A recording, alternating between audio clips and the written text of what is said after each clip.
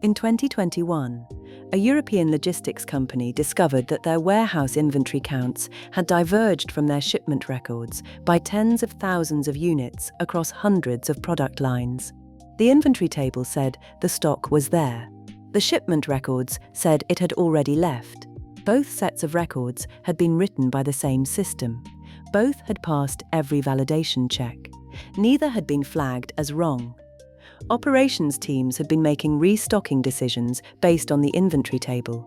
They were ordering stock that was already gone. The two tables had been right at the same moment, once, at system launch. They had not stayed right together. Cross-record consistency is not about whether a single record is correct. It is about whether two or more records that describe related facts describe the same reality. When a shipment record says 200 units left the warehouse, the inventory record for those units should reflect that. When an order is marked fulfilled, the records attached to that order should agree. When one record changes, every other record that depends on it should change accordingly. Cross-record consistency is the requirement that they do. This sounds like a basic expectation. In practice, it fails constantly. The most common cause is separate write operations. Most applications do not update all related records in a single atomic step. They issue one write, then another, then another. Each write succeeds independently. If anything interrupts the sequence, a timeout, an exception, a process restart, some records update and some do not. The system continues. The inconsistency stays. No error tells you which records completed and which did not.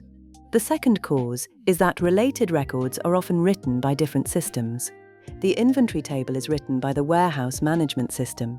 The shipment records are written by the logistics system. The order records are written by the e-commerce platform. Each system is responsible for its own data. No system is responsible for checking whether its records agree with the others. That check belongs to the space between systems, and that space has no owner. The third cause is timing. In distributed systems, two systems can each write a correct record at almost the same moment, and both records can be correct individually and still disagree with each other. One system processes faster than the other. A record is read between two writes. A replication lag puts one service slightly behind. The records are consistent for a fraction of a second, and then they are not. Nobody observes the transition, only the result. These causes share something important. None of them require a bug in any individual system. Each system can behave exactly as designed and still produce records that contradict each other across a database that has no mechanism for enforcing agreement between them. Three things address this reliably. The first is transactions. When two or more records must stay consistent, the writes that update them should be wrapped in a single transaction. A transaction is an all-or-nothing operation. Either every write inside it completes, or none of them do. If the inventory update and the shipment record are written in the same transaction, there is no state in which one commits without the other. Transactions are not always available, especially across distributed systems or multiple databases. But within a single database, they are the most direct protection you have. The second is cross-record validation. In the same way that check constraints enforce rules within a row, you can build rules that enforce relationships across rows. A trigger that fires on insert or update can verify that a related record exists and is in the expected state before allowing the write to proceed. A scheduled reconciliation query can compare aggregate values across tables, total units shipped against inventory adjustments, order line totals against order headers, and surface disagreements before they compound.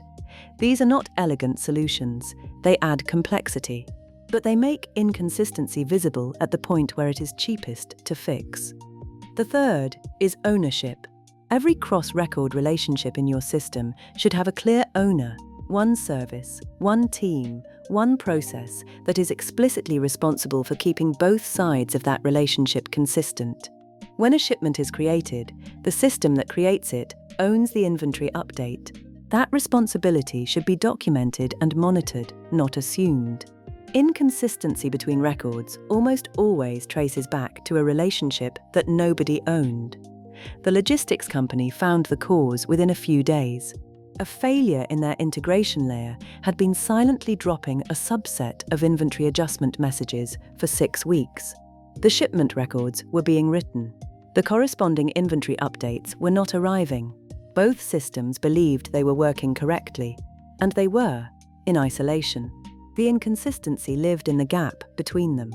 The fix required 3 things: a transaction wrapper around the write sequence where possible, a nightly reconciliation job that produced a discrepancy report, and explicit ownership assigned to the integration layer so that message delivery failures surfaced as operational alerts rather than silent data drift.